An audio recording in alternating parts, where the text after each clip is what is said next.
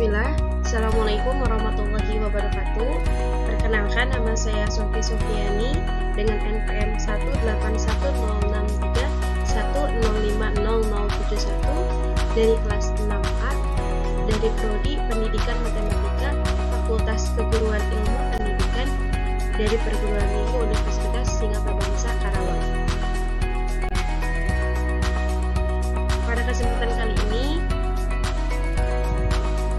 saya akan membahas sedikit dari materi statistika sebagai tugas dari ujian tengah semester pada mata kuliah Inovasi Pendidikan di tahun ajaran 2018 semester 6 dengan dosen mengampu Dr. Haji Dadang Ramdan Munandar MPD. Pada kesempatan kali ini saya akan membahas tentang statistika, yaitu materi dari kelas 8 semester 2. Apa itu statistika? Statistika adalah mengumpulkan dan menyusun data, mengolah dan menganalisa data, serta menyajikan data dalam bentuk kurva atau diagram, menarik kesimpulan, menafsirkan parameter, dan menguji hipotesa atau dugaan yang juga didasarkan pada hasil pengolahan data. Nah, statistika ini ada juga yang disebut dengan statistika atau ringkasan data. Pada statistika ini ada yang disebut dengan sampel dan populasi, di mana sampel adalah objek yang akan diteliti dan populasi adalah objek yang akan diamati. Contohnya seperti apa? Contohnya, sebuah kecamatan terdiri dari 14 desa. Di wilayah itu akan dilakukan penelitian tentang dampak pemakaian pupuk urea tablet terhadap tanaman padi. Sebagai wakil, dipilih 5 desa sebagai tempat penelitian. Kalau kita perhatikan, sampel tadi adalah objek yang akan diteliti dan populasi adalah objek yang akan diamati. Nah, sampel di sini adalah 14 desa dari kecamatan tersebut. Dan populasinya, objek yang akan diamatinya, yaitu ini 5 desa. Karena dari 14 desa itu hanya 5 yang akan diamati.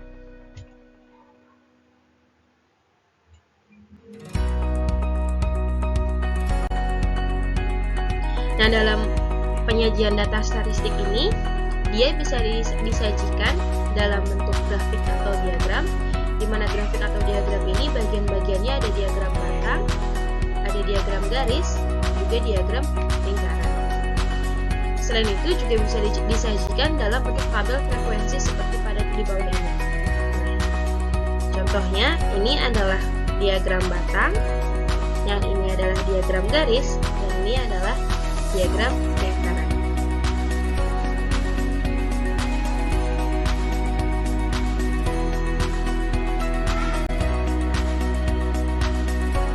Contohnya, di sini saya menggunakan contoh berikut adalah tabel mata pelajaran yang disukai oleh siswi dari kelas 8C dari sekolah SMPT Insan Harapan dengan mata pelajaran matematika sebanyak 7 siswa, dengan mata pelajaran bahasa Arab dengan 6 orang siswa, bahasa Inggris itu adalah 5 siswa, olahraga 9 siswa. Nah, nyatakan tabel tersebut ke dalam bentuk diagram batang, garis, dan lingkaran. Tadi pada mata pelajaran matematika banyak siswa yang menyukainya adalah atau yang menggemarinya adalah 7 orang. Bahasa Arab itu dia 6 orang, bahasa Inggris itu 5 orang, dan olahraga sebanyak 9 orang. Sehingga kalau kita sajikan dalam diagram batang, pada bagian bawah ini kita isi dengan mata pelajarannya, yaitu matematika, bahasa Arab, bahasa Inggris, dan olahraga. Lalu matematika dia sebanyak 7 orang. Nah, 7 orang itu dia sekitar di sini 7 orang. Lalu bahasa Arab dia 6 orang, di sini 6. Lalu bahasa Inggris itu dia 5 orang. 5 itu dia sekitar di sini ya, di pertengahan antara 4 dan 6. Dan olahraga itu dia 9 orang. 9 itu diperkirakan di sini di antara 8 dan 10.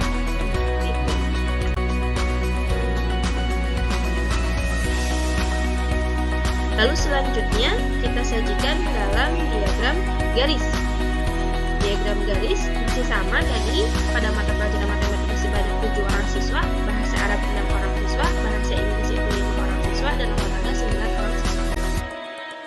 Yang bawahnya tetap kita isi dengan nama mata pelajarannya, yaitu matematika, bahasa Arab, bahasa Inggris, dan olahraga. Matematika dia sebanyak 7 orang, 7 itu tadi dia di sini ya, di pertengahan antara 6 dan 8.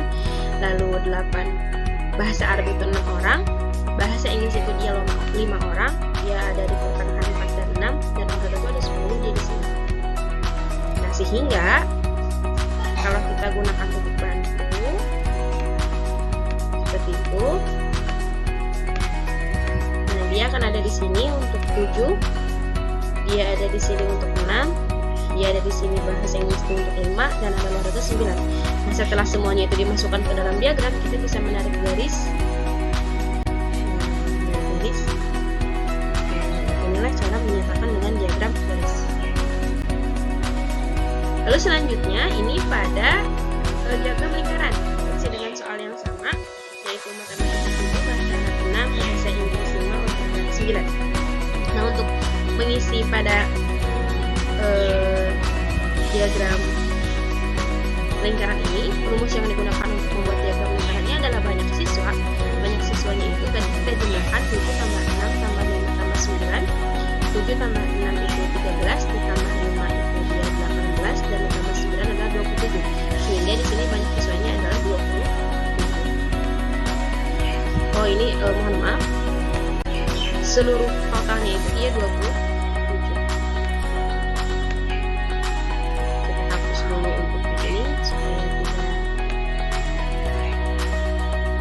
Nah, selanjutnya jumlah seluruh siswa. Nah, pertama berarti kita cari dulu untuk yang matematika. Banyak siswa dibagi jumlah seluruh siswa. Banyak siswanya dia 7 orang, dan jumlah seluruhnya adalah 27. 27 kita kalikan dengan 360 derajat. Ini untuk membuat bagian-bagian dari diagram lingkaran. 360 derajat. Begitupun seterusnya untuk bahasa Arab, bahasa Inggris, dan juga olahraga.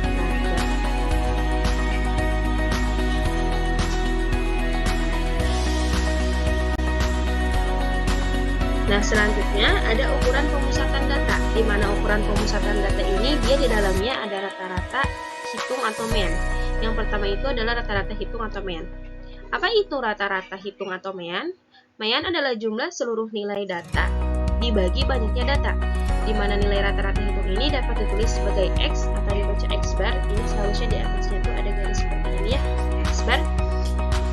Nah, dengan rumus untuk mencari nilai dari sebuah mean itu adalah M sama dengan M-nya itu dia mean, banyaknya data dibagi jumlah semua nilai data. Nah, di sini kita langsung masuk ke contoh soalnya.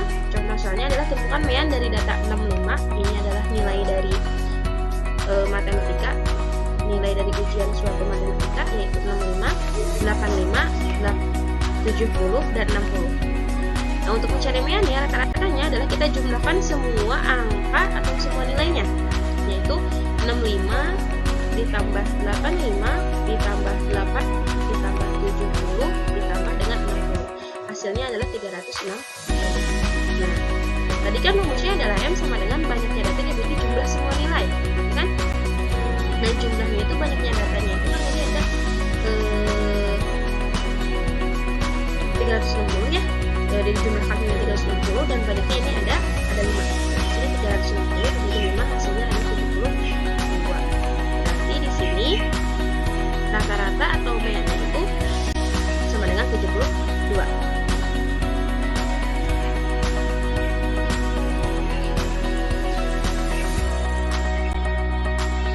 Nah, selanjutnya adalah median. Apa itu median? Median adalah nilai tengah dari suatu data yang telah diurutkan.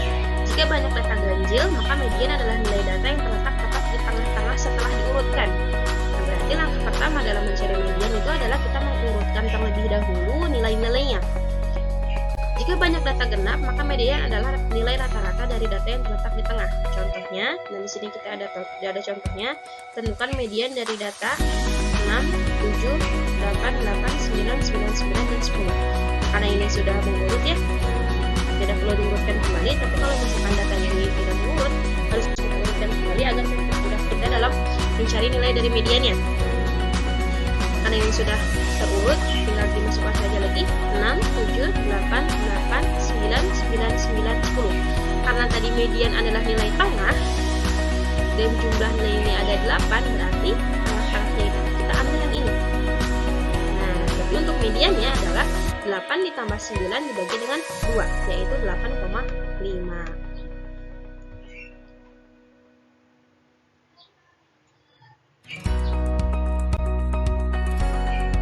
Selanjutnya adalah modus. Apa itu modus? Modus adalah nilai yang paling banyak muncul atau nilai yang frekuensinya paling tinggi. Yang paling banyak muncul itu berarti yang paling banyak di antara nilai yang lain.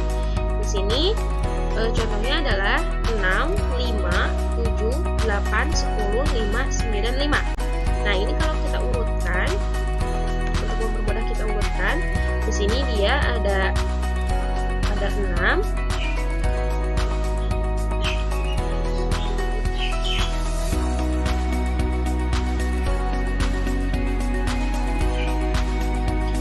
Kita urutkan terlebih dahulu. Di sini kita ada 6. Mohon maaf. Kita urutkan dari yang paling terkecil ya. Berarti di sini bukan 6, tapi harusnya 5. 5-nya ada 1, 2, 3. Kita urutkan 5 sebanyak 3 kali. Terus 5 lagi. Terus 5 lagi. Terus juga ada 6. 7,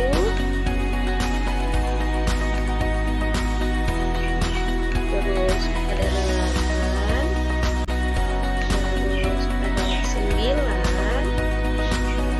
lalu ada 10. Banyaknya adalah 1, 2, 3, 4, 5, 6, 7, 8. 1, 2, 3, 4, 5, 8 sudah diurutkan. Nah, kalau sudah diurutkan, ini lebih memudahkan kita untuk mencari modusnya karena sudah terlihat berapa nilai yang paling banyak frekuensinya. Nah, kalau sudah diurutkan, ini terlihat bahwa berdasarkan data tersebut, modusnya atau nilai yang paling banyak muncul itu dia angka 5. Nah, sehingga karena nilai yang paling banyak munculnya adalah 5, maka modus dari data tersebut adalah 5.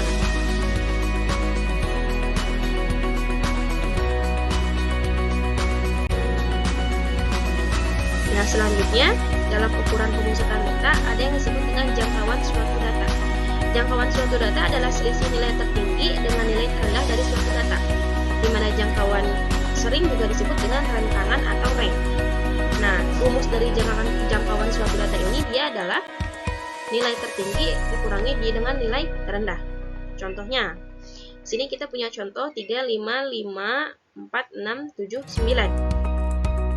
Tadi kan untuk mencari range-nya atau jangkauan dari suatu datanya, maka itu nilai tertinggi dikurangi dengan nilai terendah.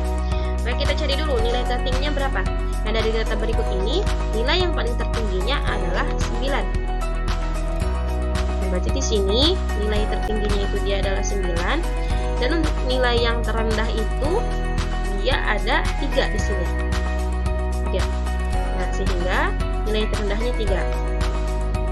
Nah, tadi kan rumus dari suatu jangkauan itu adalah nilai tertinggi dikurangi nilai terendah. Nah, kita langsung bisa kurangi saja nilai tertinggi dikurangi nilai terendah. Tadi nilai tertingginya adalah 9 dan nilai terendahnya adalah 3. Berarti di sini untuk jangkauannya adalah 9 dikurangi 3 sama dengan 6. Jadi, jangkauan atau range dari data tersebut, dari data yang sudah disajikan di atas adalah 6.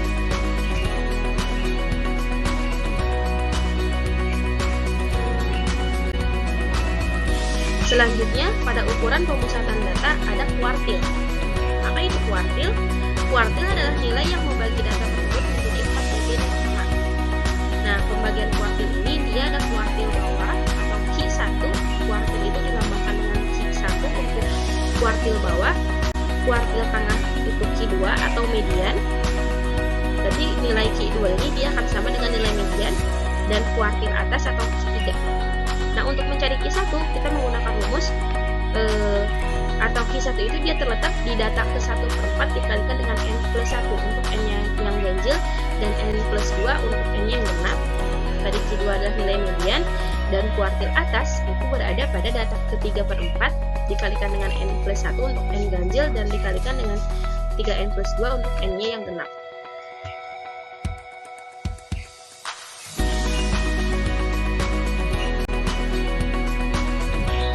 Nah, kuartil suatu data dapat ditentukan dengan cara berikut. Yang pertama adalah mengurutkan data menurut garis lurus. Jadi sebelum kita mencari kuartil, kita harus mengurutkan datanya tersebut agar mempermudah, lalu menentukan kuartil tengahnya atau mediannya. Setelah itu baru kita menentukan Q1 yang terletak tepat di tengah-tengah antara nilai terendah dengan Q2. Lalu yang terakhir adalah kita menentukan Q3, di mana Q3 ini dia terletak tepat di tengah-tengah antara kuartil tengah dengan nilai tertinggi.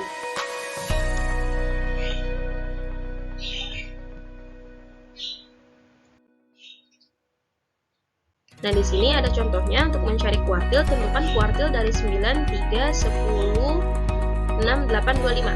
Nah, langkah pertama adalah tadi kita harus mengurutkan dulu datanya. Nah, dari 9, 3, 10, 6, 8, 25 ini sudah diurutkan menjadi 2, 3, 5, 6, 8, 9, dan 10. Nah, ini dari sini, ini ada 1, 2, 3, 4, 5, 6, 7. Kita cari dulu Q2-nya ya, atau mediannya. Mediannya itu dia adalah 6. Ya, Q2-nya dia 6. Lalu Q1 itu kan tadi letaknya itu ada di 1/4 ya. Kalau ini pertengahnya berarti 1/4-nya itu dia adalah ini 3. Nah, kuartil bawahnya itu atau misalnya 3. Dan untuk Q3-nya dia terletak di 3/4. 3/4 itu dia ada di sini, di 9. Berarti Q2-nya dia adalah 9. Nah, dari data tersebut kita peroleh Q1 itu dia sama dengan 3, Q2 sama dengan 6, dan Q3 sama dengan 9.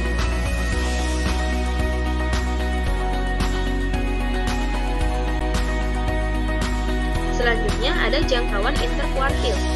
Jangkauan interkuartil adalah selisih antara kuartil atas dengan kuartil bawah atau selisih antara Q3 dengan Q1. Nah, rumusnya pun untuk mencari sebuah dari jangkauan interkuartil, rumusnya adalah kuartil atas Q3 dikurangi dengan kuartil bawah Q1. Nah, dari data tadi kita sudah dapatkan bahwa kuartil atasnya itu dia adalah 9 dan kuartil bawahnya itu dia adalah 3 atau Q1-nya 3. Nah, karena rumus dari jangkauan interkuartil adalah Q3 dikurangi Q1, maka untuk mencari nilai dari jangkauan interkuartilnya tinggal kita masukkan saja nilai dari kuartil atasnya Q3-nya itu yaitu 9 dan nilai dari kuartil bawah atau Q1 itu dia 3. Sehingga di sini 9 dikurangi 3 sama dengan 6. Jadi jangkauan interkuartil dari data tersebut adalah 6.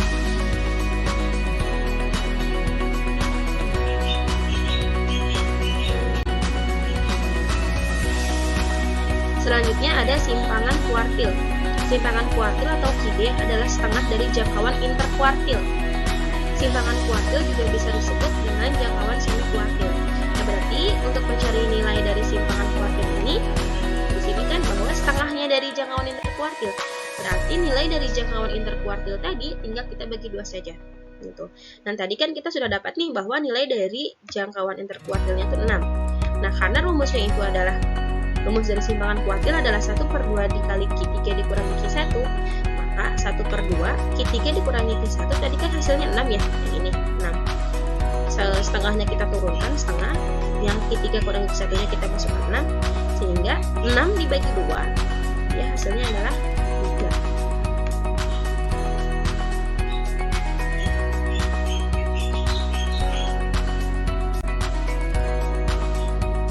Kesimpulannya adalah bahwa statistika ini dia adalah alat untuk menghitung besarnya anggota sampel yang diambil dari suatu populasi, sehingga jumlah sampel yang dibutuhkan akan lebih dapat dipertanggungjawabkan.